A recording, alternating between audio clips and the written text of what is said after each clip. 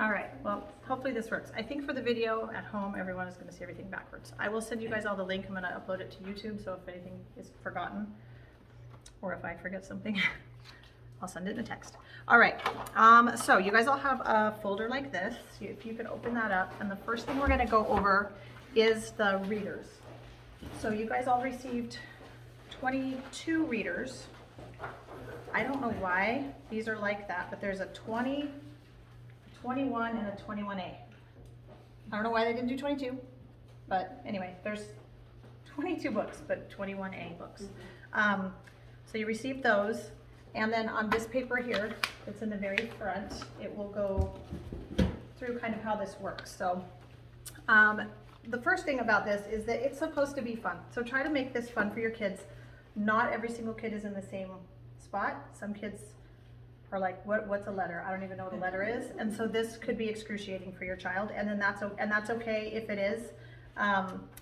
Just when you're doing this with them, make sure you're doing it for like 5 to 15 minutes tops, and try to just do, even if it's like 3 minutes a day, if you can just do it every day and get in a consistent pattern of like, okay, let's just do your reading real quick. It can be while you're fixing their hair in the morning or whatever. Just find a time where it's consistent, that you can have them pull out their reader and do it real quick, and then before they start to lose it, when they start to lose it and they're fighting, you're like, I don't know. Because my son that is now almost 15, he did these same readers with the teacher that had him then, and it was excruciating. And so I still see these and get a little PTSD. So don't do what I did, and just, if it starts to get crazy, you can just stop and give it a break and then try again later. So you're gonna start with tandem reading. You're gonna be the lead reader. So you can start and just read the words and say the words as you point to it, and have your child repeat it after you. So you're pointing to the word, you're saying it, then they're reading it out or repeating it after you. And eventually the hope is that they'll be able to recognize the word. So if you start stalling and you point to it, and then they stall a little bit, or you stall a little bit, then they'll hopefully be able to say it. If you're noticing they're not, then you can just say it and keep going. Let's see. There's some more in here. Make reading warm, supportive for your child, and then give them that like boost of confidence to help them eventually have self-mastery with the new skill. Okay, so the blending of the sounds is really important when we are reading. You're gonna make them lock together so the sounds touch. So in this book, well, in your readers, the first page is, gotta make sure I'm doing this backwards for everyone at home, sorry. The first page is gonna be like the words you're gonna be reading in the story. So you can just read that to your kids. But then these next pages are the ones that, if your child is like, I don't even know what a letter is, kid, then these are the pages you're gonna focus on right here. And if you only make it through these like 20 times, and then you've read the book to them and just pointed, I am totally okay with that. You sign the back of the book, we'll call it good. Because as long as they're making some progress, that's what's the most important. These first pages are, hey, come on in. If you wanna grab a folder right there and just sign, that would be great. These first ones are just they're doing the sounding, so the sound of the letters. So and as they go through it, they should be able to get faster at it. And don't be frustrated if you point to it and your kid's like, and then you say and then you go to the next one and it's the same letter and they look at you again like, because that's what happened with my kid. I was like, I just told you. So you have to reach deep and you have to try to find your patience and be like, okay, let's do this. Then down here, you're always gonna see a new sight word that you can tell them, okay, this is a word. This one is confusing because it is the letter I.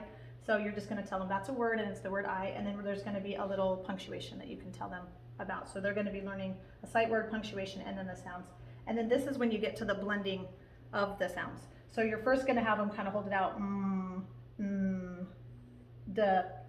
then down here, you're gonna blend them together. So you're not going, You don't want them to separate and have a space between. That's great if they're doing it here, because they're just telling you the sound of one word or one letter. Here they're blending them together, so you're gonna go nah, nah, and then nah.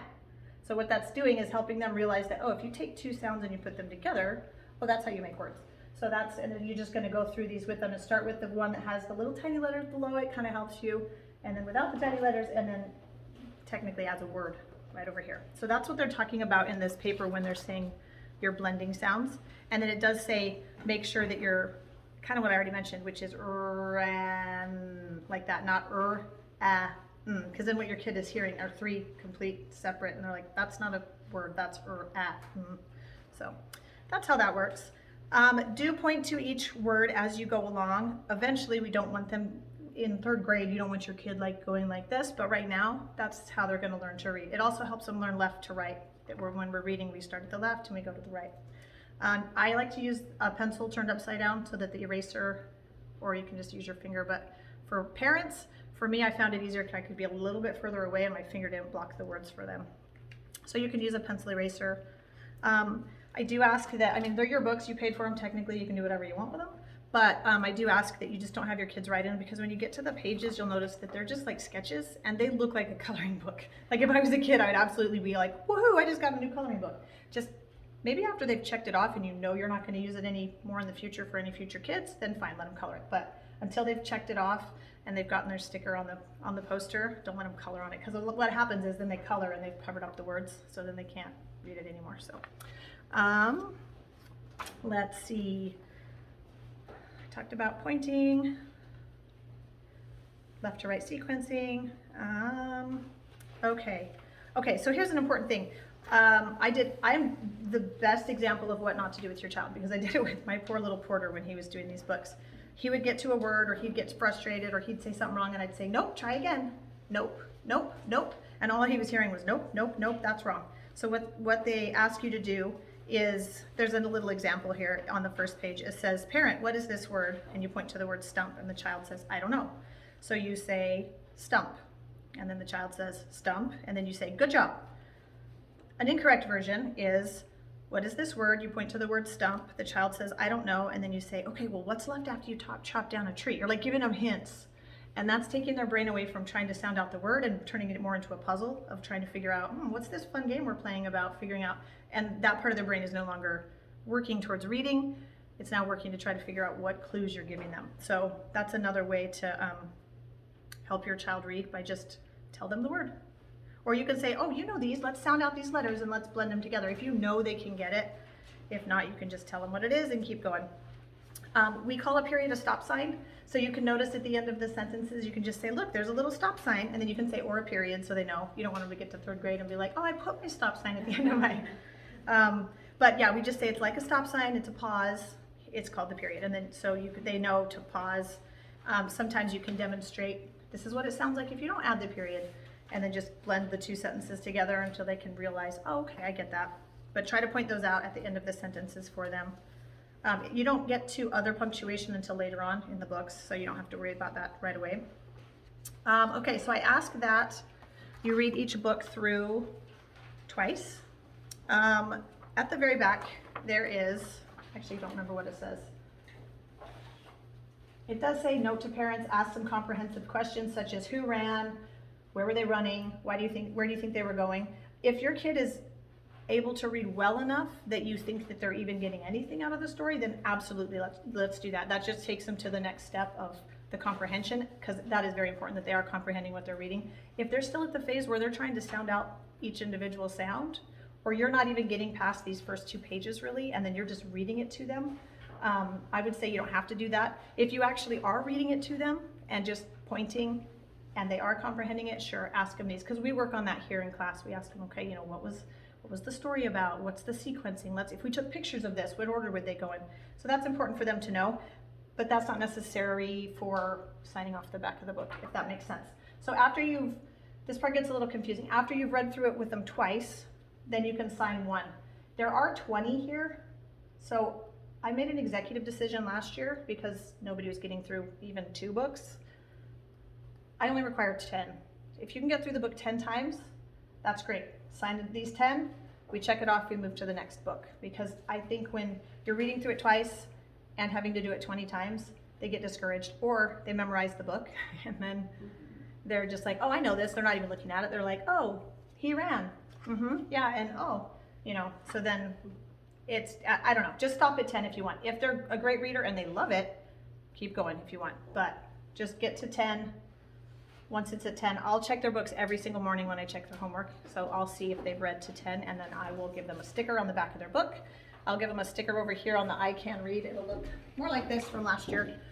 They'll get a sticker for each book that they complete, and then they get to move on to the next book.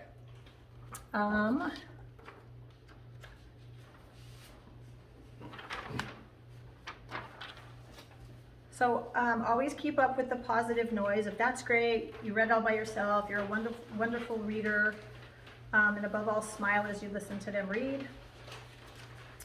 Okay, so if your kid can get to book 15, which I don't need to show you book 15, you know what that means. Then the kid will get a little teacher necklace. They get to be like knighted a teacher, basically, and then they'll get to have this.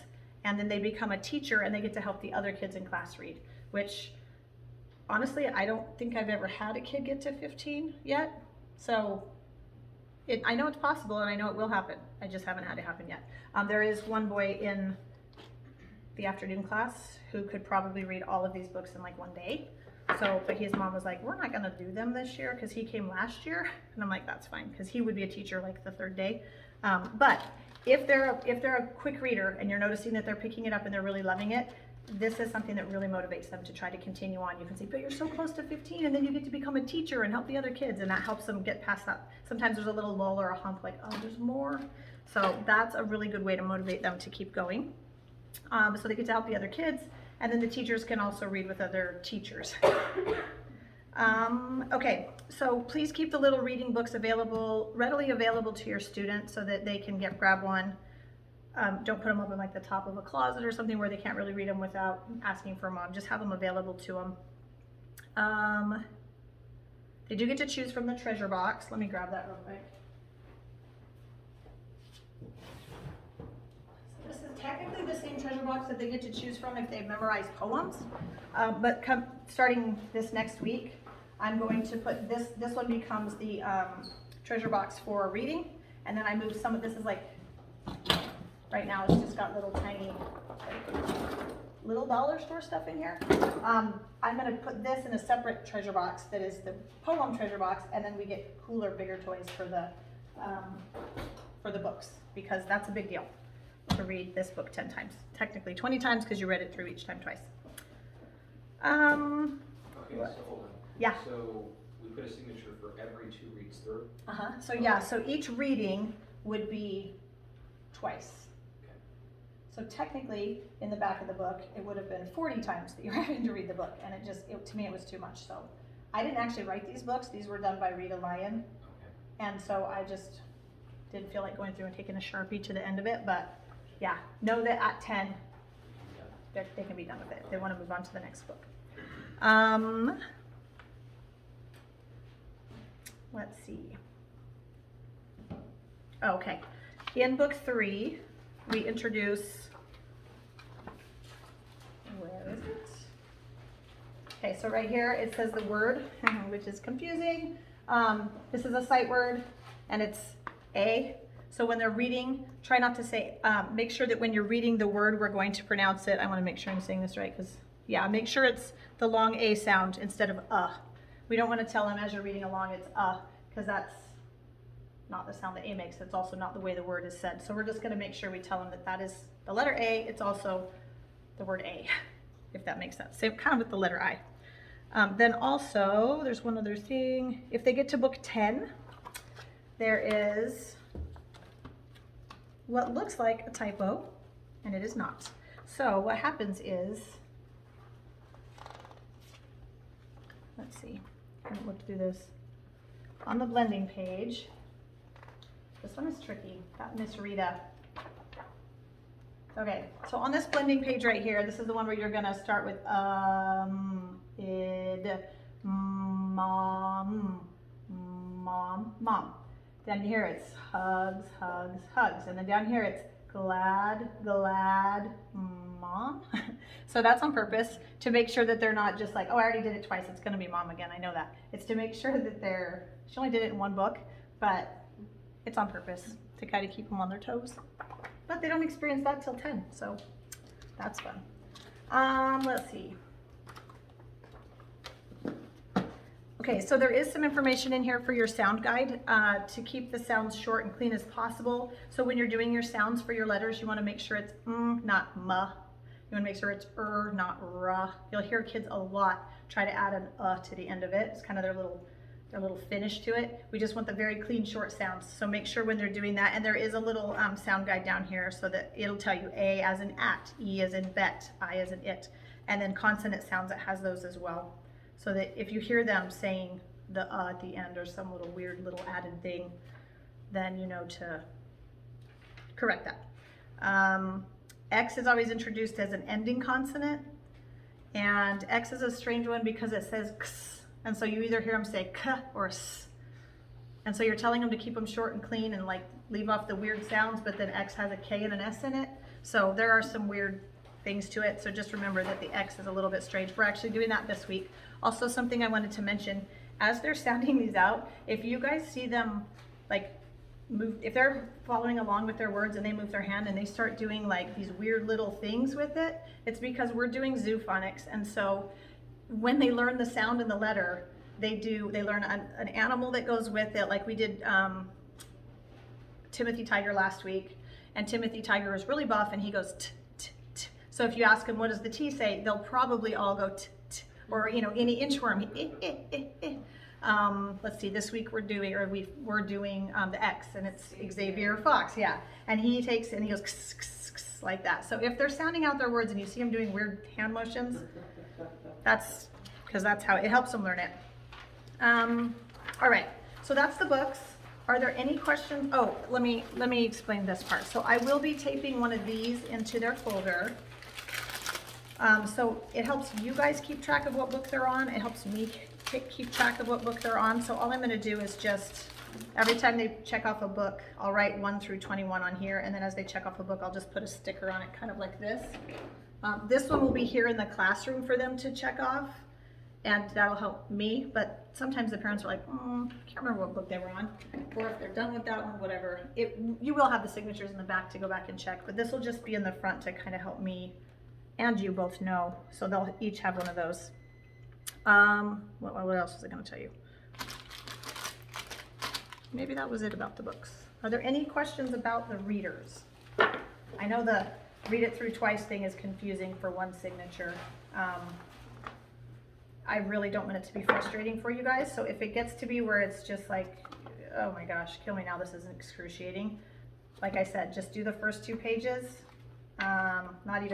Not even this one. You could read this to them and show them the words that rhyme, but really, I would say if you can get them to do these 2 pages twice, and then all you do is read them the story while you point to it, check it off, and it should go really fast. You should be able to get through the book twice in 5 minutes, 10 minutes tops, and as they get better, it'll get even faster. So it shouldn't be a really long, drawn out, like, okay, we did that first read through, and that took 20 minutes, we'll come back later today. That's, unless you're that kind of parent who just loves it, don't worry about it, because I'm not that parent. I was like, oh my gosh, this is hard. Yeah, okay, so we'll move on to what's in the rest of your folder. That's the readers. The rest of your folder is stuff for games. So if your child is not even close to being ready to read words at all, that's okay. There's a couple of fun games. This one here is Don't Eat Pete, so that's in there for you.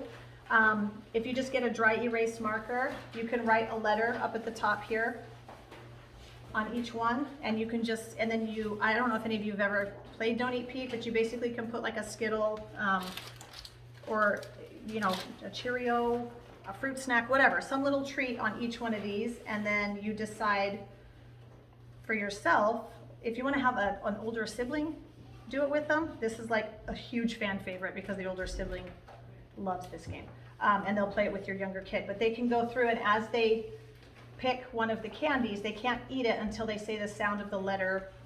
If your kids are past letters, they know all their letters and all their sounds, I'd say move to sight words, so you could write sight words on there. And there are sight words in this little envelope here, and we're going to use that for something else in a minute. And then if they're getting through these pretty easily, there's an added list of words if you need it. So you can write sight words on there on your Don't Eat Pete. I would just use dry erase marker, and then once they master those, you can erase them and do new ones. If they're not ready for words, then just start with letters and then have them do the sounds. And then they pick, so like let's say you say in your brain, okay, Pete's gonna be the one holding the balloon.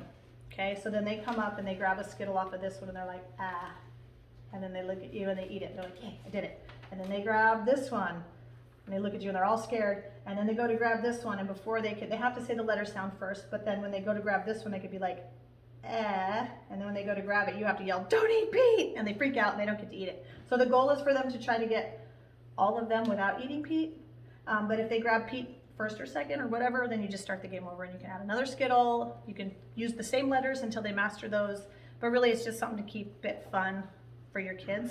So this one's really, they like that one a lot. This is a folder of letters, and I would say if your child is struggling still with words, then I would do this one a lot. This one is, it's got some of the same information on the front that this paper had about as far as like the sounds and things, M as in man, N as in nut, S as in sun, how to say the letter sounds. But basically on the back here is a little baggie with the lowercase letters. So what they're doing is trying to match the lowercase letters with the uppercase letters and saying the sound of it. So as they find it and put it down, then they can say the sound of it. And then when they get this all completed, then you can treat them if you want, or you can just say, great, you did it, good job. And then, you know, they get to, so here's the thing, you also have these.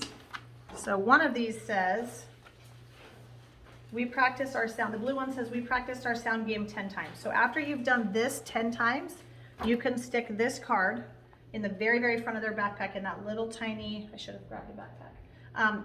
They have a little name place in the very front little pocket. You can stick that right in front of their name so that as they're coming out, like, oh, they did their thing.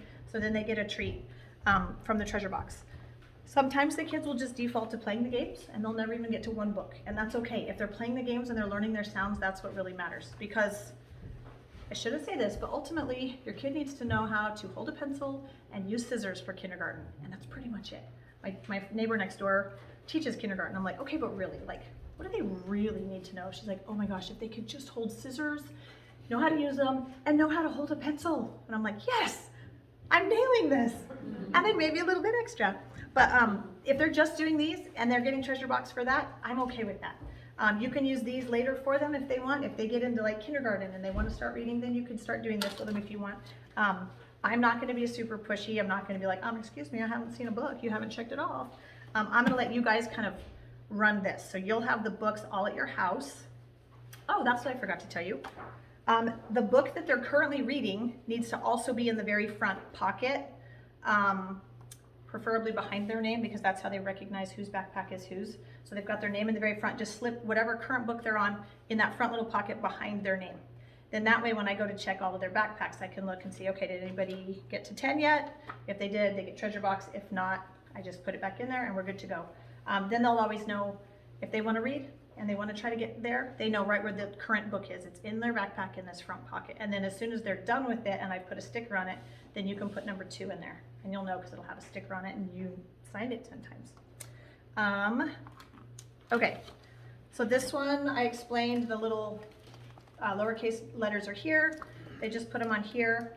You'll notice that the Q is actually a QU. The Q almost always has a U. I think there's some medical terms that don't have a U next to it. When they get to that, you can say, yeah, okay, you're right. There's not a U next to it. But for now, we just say qua so that they recognize it when they're reading as qua sound, but it always has a U next to it. Okay, and this one is 10 times they get treasure box. Don't Eat Pete doesn't actually have one. That's just for fun. So there's not actually a little, you don't get treasure box if you play Don't Eat Pete. You get lots of candy. Okay, and then the last one. I asked you guys to bring a, whoops, I shouldn't have shook it because I already put my stuff in it.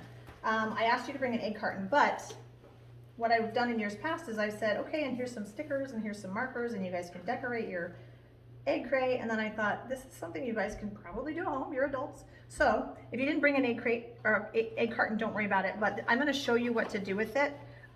In this same folder, you have this. So this should fit right on the top. You can just glue it on there. Fits right on the top of your little egg carton. If you have an 18-hole one, that's totally fine. It'll work either way. So you glue this on there, and then these are your sight words for that game. So there's also a bunch of blank ones. So if you And if your kid isn't ready for words yet, you can also just take a bunch of little pieces of paper and write letters on it and let them give you the sounds for the letters. What I recommend is start with the lowercase letters, because that's what they're gonna see most frequently. When they're reading, they're not gonna see capital letters except for, you know, formal things and beginning of sentences. So I would say start with the lowercase ones so that they start recognizing those and the sounds that go with it. We do both, but I would do the lowercase letters. Or you can put, you know, these are sight words. So what you'll do is in each one of these little compartments, you'll just put a piece of candy or a, you know, whatever, carrot stick. Good luck getting your kid to work for carrot sticks. Then you just put them in here, and then as you go through, the directions are actually on the little thing that you have here, but they pull it out. If they can read it or give you the sound, then they leave it out, and then you get to take whatever it is and put it in a pile. So they don't get to eat it until they've gone through every single one, and then at the end, whatever they have gotten correct, then they get to eat all of those. So they'll get 12. So if you have an 18 whole egg carton, that's fine. You can put 18 in there, or you can just fill it up with 6, or you can fill it up with 12, or whatever you want. So just have them practice those, but they can't eat them. The reward is once they've done them all. And then this is the other one. This is the blue card, right? Nope, sorry, the pink card. Yes, we practice our egg carton game, and that one's just 5 times. So if they've done their game 5 times, then you can put this in the front of their backpack. They'll also get treasure box. So, and I feel like that's it. So you should have 3 games. You'll have the egg carton game, the Don't Eat Pete game, and then the, what is this, folder game, the sound game here. So the only 2 that get treasure box are the ones that have these 2. They'll go in the front of your folder. Don't Eat Pete is just for fun. And what else? I think that's it. Do you guys have any questions? What is this one? That is extra. So if your kid goes through all of these and they've mastered these sight words, those are some more that you can continue on. Those are like kind of the next level of sight words, but they're a little more advanced, but they're one of the more popular. You'll see them most often. And if they're not ready for words, then like I said, just if you want, just make little pieces of paper that'll fit in those with letters on them. And should be easy. There are some blank ones in here too, if you just want to write some letters on the blank ones. There's not enough for the whole alphabet though. So you'll just have to get some extra pieces of paper. What else? I think that's it. Do you guys have any questions? How many books do they have to read to get a shirt like yours? I know, I pulled this out of my closet today and I was like, yes! And then I got it all dirty, because I was like, oh, whoops. Yeah, they have to read a lot of books. Okay. Yeah, because I'd have to give them my shirt. So I'm going to say 100. And then if a kid actually gets that, I'll gladly give them the shirt. Yeah, yeah. All right, awesome, you guys. Thank you so much. I know timing was weird, and it's at night, and kids are getting ready for bed. So thank you for coming to this. And I'm excited for the reading. You guys can start it this weekend if you want. You can go home and tell your kids all about it and let them start, and they can bring, I just asked that on Tuesday when they come that their book number 1 is in the front of their backpack. So, and then we'll start from there. So thank you so much. Thank you. Okay.